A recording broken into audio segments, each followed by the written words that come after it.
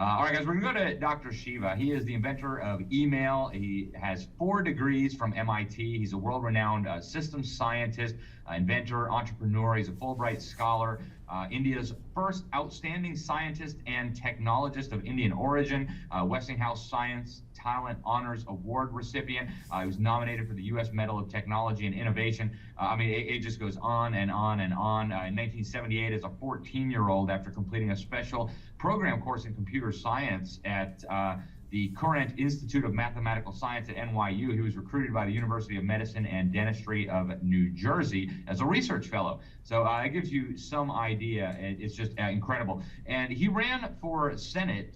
His campaign slogan was positively brilliant. A real Indian against the fake Indian, of course, being Elizabeth Warren. Dr. Shiva, thank you so much for joining us. And first, give the folks out there who haven't heard this story, because we've all heard now about how the government was colluding to silence Alex Berenson with Twitter and so on. But you knew about this, and you were blowing the whistle about this a long time ago, and the media didn't talk about it. Give people a reminder there, or people who aren't familiar with the story. Give them the background on how you discovered that Twitter was colluding with the government. So, Alex, I think the first thing I want to take a step back is to say that one of the things that's occurred, unfortunately, in the educational system is people do not know how to take a systems approach to looking at all this information that they're presented. So if you have a ton of information being given to you, you can take an approach of power, profit, and control, which leads you to ignorance, and you get diluted, and you get confused, and you go down that path of complacency or desperation or division, left and right. The other path is one of wisdom, where you need to take a systems approach, because that's really called knowledge. When I created the first email system, I think you mentioned, by the way, August 30th, in a few days, is the 40th anniversary of the invention of email. And email, and this is a book that I wrote for helping young kids, and we actually launched a small organization to teach kids systems approach. And why do I want to start there? Because when you take a systems approach, you can see the whole. When you take what's called a reductionist approach, you only see the parts. And it's very easy for people to manipulate people. So right now in the United States, we have people divided into left and right. When we ran, I ran twice, first against Elizabeth Warren, and the slogan was only the real Indian can defeat the fake Indian. And we were the ones, long before Trump came along, we're the ones who forced her to take the DNA test. You couldn't get out of Massachusetts without seeing these huge signs, which had my picture and Elizabeth Warren's picture in her headdress. But that was very important, because it wasn't really about the issue of her, she's actually a racist, okay, because she's the one who used race to advance herself. But more importantly was the issue of integrity. And we brought that out and forced her to take that DNA test, and she had to sprinkle in, I think, Mexican genes to even get any type of, or Peruvian genes. But the second time we ran, that was when we ran as an independent, because you have to understand the Massachusetts GOP is basically one with the Democrats. They do not have any interest in winning. Yep. So the second time I ran as a Republican, and to give you the breadth of this campaign, 3,000 volunteers on the ground, 25,000 lawn signs. We were everywhere. The Massachusetts GOP, instead of embracing someone like me, because they essentially work for the establishment, found a fool to run who no one even knew. The guy maybe had one lawn sign. So in September 2020, when the word on the street, even among the establishment GOP, was Dr. Shiva's won by a landslide. I mean, you couldn't get anywhere without seeing Dr. Shiva signs.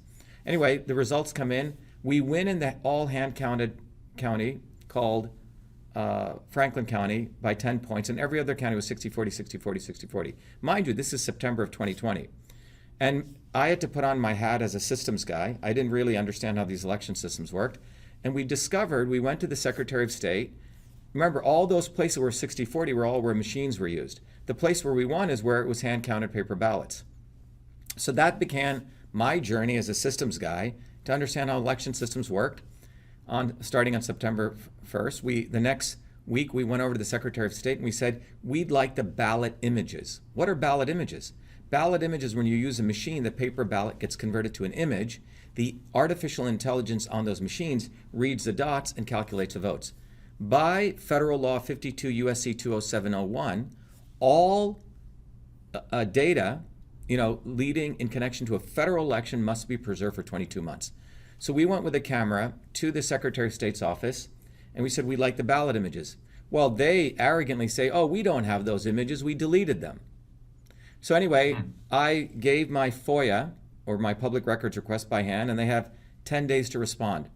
Well, they hadn't responded on September 24th, and I said, hey, where are the ballot images? In an email, the Secretary of State's office writes back, oh, we don't have to preserve them. And I said, what law are you talking about? And they don't even quote a law. So I said, the entire election is null and void. So I had 4 emails, 2 from me, 2 from the Secretary of State. I went on Twitter. By the way, at that time, I have close to 360,000 followers.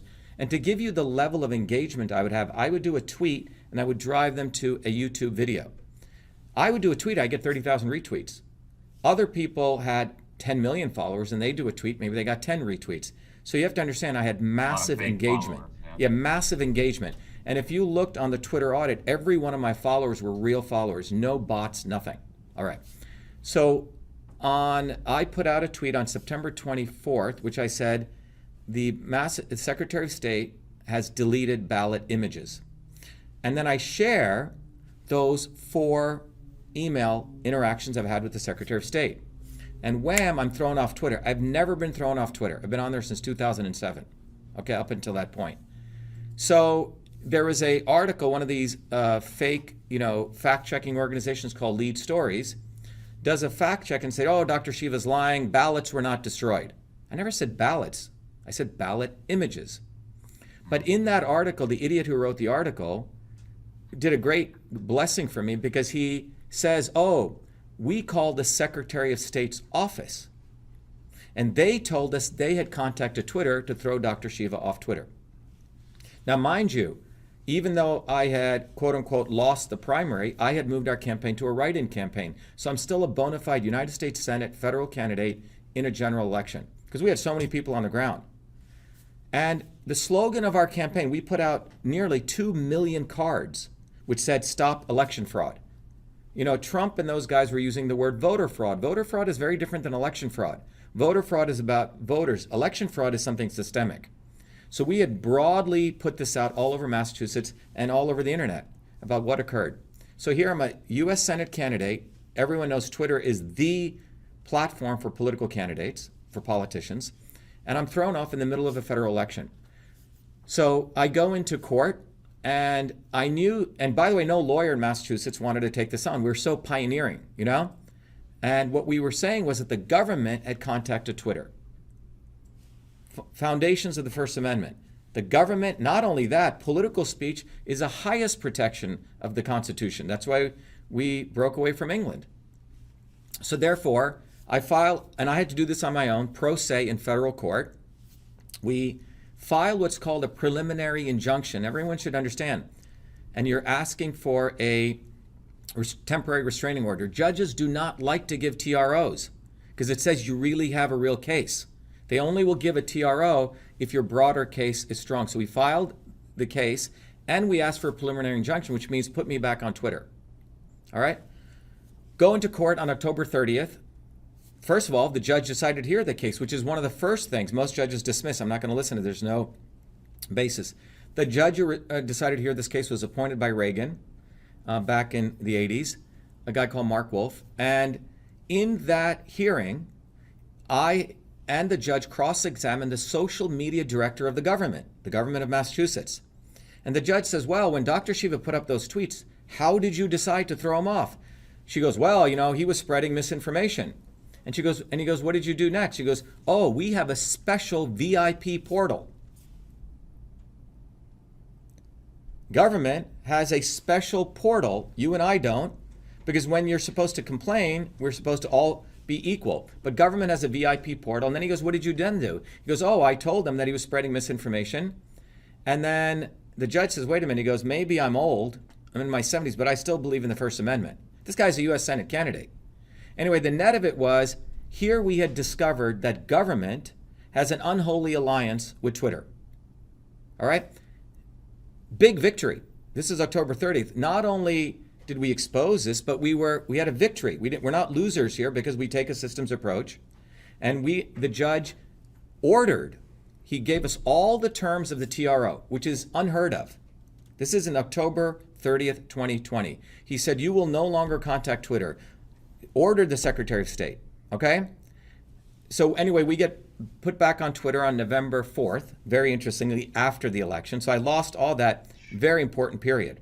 All right, so I'm back on Twitter, tweeting away. And in fact, I think I had come to Mike's show on February 1st, and I had shared back when I got back into Boston, those 4 emails again, exposing that the Secretary of State had deleted ballot images. And bam, Alex, on February 2nd or 3rd, I'm thrown off again, but this time permanently suspended. Whoa. So I go back into court again by myself again. No lawyer wanted to take this case on. Filed and told the judge, look, Your Honor, they violated your order. Because when you told them that they should not, infringe on my rights, they had already put the algorithm into Twitter, which said if you ever see these emails, suspend them. You see, it's called the ghost in the machine. Wow. All right.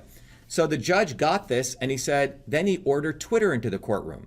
So think about this. First, it was me against 2 Harvard lawyers, and we had discovered an organization called the National Association of State Election Directors, which is a national organization, which is the one that decides to certify machines. They had also contacted Twitter. So you had the government of Massachusetts calling, and then their nonprofit, quote unquote, NGO also calling Twitter with the weight of 50 states. So the judge said, I want Twitter in my courtroom. He goes, in order for me to give relief to Dr. Shiva, you need to bring Twitter in. So anyway, Twitter comes into the courtroom. I think it was on May 22nd is when that trial was scheduled. So now it's me against 7 lawyers. Against NACID, against the 2 from the government, and 3 from Twitter, okay? 3 or 4. So, and this is the vice chairman of Wilmer and Hale. Wilmer and Hale is probably the #1 top law firm in the United States. Now, in all of these court proceedings, I was trying to figure out what is this Twitter partner support portal? That's that special VIP portal. Lo and behold, I got very lucky. I found a set of documents on a server in England, and then I found another set of documents on a server in Harvard, which are the playbooks. Harvard, in conjunction with the defendants in this case, the government of Massachusetts, Twitter, and a bunch of organizations out of CISET created this playbook. I don't have it here. It's up on winbackfreedom.com, where we publish them. And the playbooks are step-by-step manual of how you will censor every American if they say stuff against the government relative to elections. Amazing. Dr. Shiva, we're going to have to break in just a second, but I want to pick back up when we get back on the other side. This is so huge, and some of this is actually news to me, even though I interviewed you on some of these things a couple of years ago. So stay right there. Folks, we will be right back after these quick messages. You'll hear the rest of this incredible story. Stay tuned to the Sentinel Report. We'll be right back. Welcome back. I'm Alex Newman. This is the Sentinel Report. Thank you so much for tuning in. With us, we have Dr. Shiva, Dr. Shiva Ayyadurai. He was telling us before the break about this incredible story when he ran for office and found out that the government had a VIP portal to tell Twitter what to do, including take down political speech from candidates in federal elections. It sounds too crazy, and yet it's true. Dr. Shiva, thank you so much for staying with us over the break. Please continue on your story. We've got about 10 minutes left before we have a hard out, but tell us the rest of the story.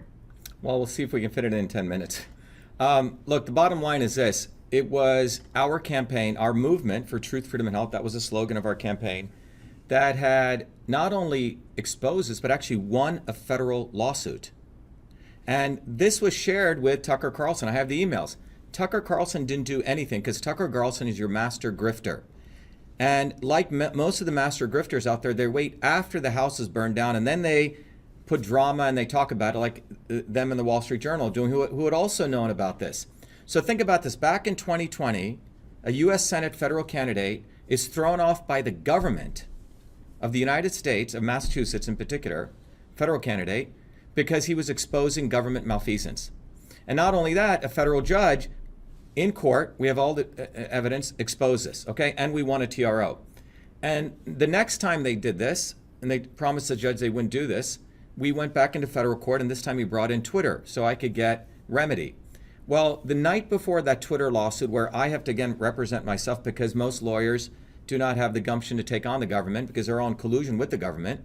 So I had to represent myself. The night before, lo and behold, we found a set of documents that were crafted at Harvard by the defendants themselves. The first page of the document, it says that Twitter, the government of Massachusetts, others crafted this document, which lays out a manual, step by step, how you will tag someone who's a potential threat to the government if they're speaking anything about an election official. If you say that an election official is corrupt, it says it in black and white in that document, that will be grounds for flagging that person. And then you look at their severity, then you look at their reach of that individual. Do they have credibility? Well, surely a guy who's got a bunch of degrees from MIT does. Do they have a following? 360,000 followers. Do they have reach? Well, I would do a tweet, we get 30,000 retweets. So I was put on, in the document, they would have a flag called high severity. So I was flagged starting in September, tracked, and that's how I was thrown off. So the night before the federal court meeting, or the next hearing, I found this document. And on May 22nd, the date may be wrong, it was the next day, I go into court and I share with the judge, Your Honor, I said, all of these defendants have been lying to you. They've been acting as though they don't know each other. And I said, this document shows that they know each other. In fact, they crafted the censorship infrastructure. So that's what we exposed in that courtroom. And then the judge basically wanted to just put me back on Twitter. And he wanted me to drop all my other claims. Now think about it. At that point, Alex, this lawsuit was no longer about me getting on Twitter, because I found out these government individuals had consciously planned to destroy a U.S. Senate federal candidate. Now, there is a rule called qualified immunity. Qualified immunity was created so if a fireman or a policeman accidentally shot somebody, you couldn't sue them, right? Otherwise, everyone would be suing firemen and police officers. Qualified immunity got also applied to all government officials. And these people are starting to say, oh, Dr.SHIVA should not be suing us in our personal capacity because we have qualified immunity. But I didn't want to compromise on that, because these people had made conscious decisions. So the judge, in fact, in the May 22nd hearing, he said, you know, Dr. Shiva, this is pretty amazing. This lawsuit, and it's in transcript, he said, will go down in history and it will be taught in every constitutional law class. He goes, I have the authority to appoint you a constitutional lawyer, which he did. And when a judge does that, you take him on. Anyway, this lawyer that we took on, at the end of the day, wanted me to drop all the claims except getting back on Twitter. That's what Alex Berenson did. What's too little, too late, Alex. Because Berenson also knew about it, Greenwald knew about it, Tucker Carlson knew about it in the Wall Street Journal. So why didn't these guys cover it? Is it because it's a dark-skinned Indian guy? Is it because it's occurring in Massachusetts? Is it because I'm not part of their, pseudo-refusenik club, as I like to call it? They're pseudo-refuseniks, meaning they come after the fact, and they want to act as though they're anti-establishment. Glenn Greenwald, par exemplar. Tucker Carlson, including Berenson, and the Wall Street Journal. Because if we had addressed this in 2020, in September, October of 2020, we could have stopped many things. But now coming after the fact and talking about it is what I call them grifters. Megyn Kelly's now using four-letter words to talk about Fauci. Well, it was our campaign in 2020 which ran the Fire Fauci campaign, which then Rand Paul takes on, then he generates funding out of it. So the thing that I want everyone to understand is Alan McDonald, the very famous engineer who was the one who would not sign the release to launch the Challenger, he said the most important thing in life is to do the right thing at the right time, not when it's opportune to talk about it. And what's really disgusting is the Wall Street Journals and the editorials now saying government's, is censoring, government has a alliance with Twitter. Well, we wrote to you that in October of 2020. So everyone listening needs to understand we got a lot of grifters out there on the left and the right. People are making money off election fraud. It was our campaign which showed it. You can see all the videos. And then the Trump campaign talked about it. And then Mark Meadows called me here in November to help him out. We never got any data from them. But Save America made about $500 million off election fraud. Where did that money go? And it was our movement that has exposed this consistently. We're the ones who first exposed Fauci. We're the ones who first exposed the election fraud issue. We're the first ones who showed this unholy alliance. I have a website. Dr. Shiva, we've only got about 5 minutes left, and I really want to press you on solutions. So, what do we do about this collusion? So what do we do about let me tell you what this. What do we do about the election? Yeah. So let me tell you what the solution is. Why is it that we, with very little resource, were able to expose all these things and get on the map globally? Was because we take a systems approach. If you go to truthfreedomhealth.com, I don't know if I can bring it up, but you'll see. I spent. If you can bring that up, that'd be great. Yeah, bring it up. Go to truthfreedomhealth.com, bring it up. And this is the solution. My great-grandfather was a poor village farmer who I remember very well. He had no money, but if anyone in the village wanted money for a book, he would figure out how to do it. The future is education. And what is that education? That education is systems education.